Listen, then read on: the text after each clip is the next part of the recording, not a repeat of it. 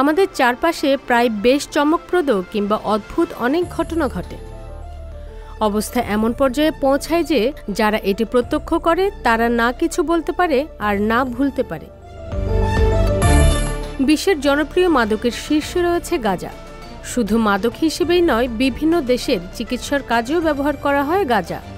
গাঁজাকে এখন বাণিজ্যিকভাবেও চাষ করা হয় বিভিন্ন দেশে। গ্রিনহাউসের মধ্যে বেশ যত্ন নিয়ে গাঁজার চাষ করেছিলেন জমির মালিক, তবে ভেড়ার দল পুরো গাঁজার ক্ষেতই সাবার করে দিয়েছে। ঘটনাটি ঘটেছে গ্রিসের থেসালির অলমিরাস শহরে। ঘাসের খোঁজে বের হয়ে একটি ভেড়ার পাল গ্রিনহাউসে ঢুকে গাঁজার গাছ খেয়ে ফেলেছে।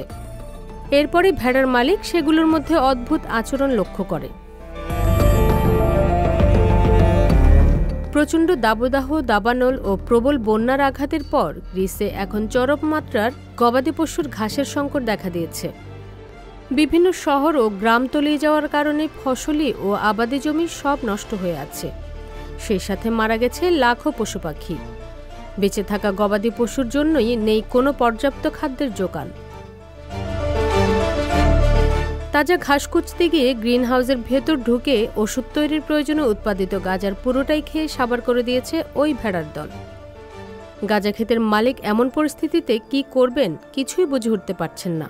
ঘূর্ণিঝড় ড্যানিয়েল ও প্রচণ্ড দাবদাহের কারণে গাঁজা খেতে অনেক বড় লোকসান হয়েছে। এরপর অবশিষ্ট গাঁজা গাছ গেল ভেড়ার পেটে। এই ঘটনায় বিব্রত ভেড়ার মালিক আর দিশেহারা অবস্থায় গাঁজা চাষি।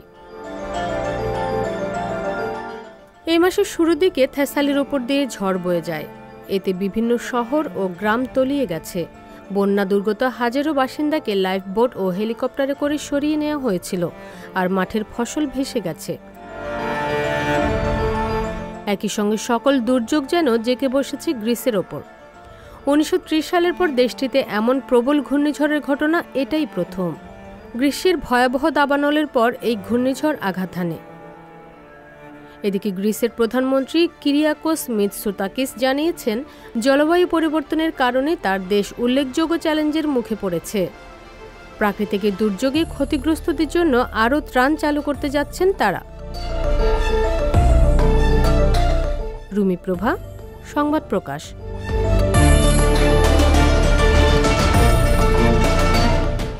সংবাদ, ফিচার ও অনুষ্ঠানের জন্য ভিজিট করুন সংবাদ প্রকাশের ওয়েবসাইট এবং যুক্ত থাকুন ফেসবুক পেজ ও ইউটিউব চ্যানেলের সঙ্গে।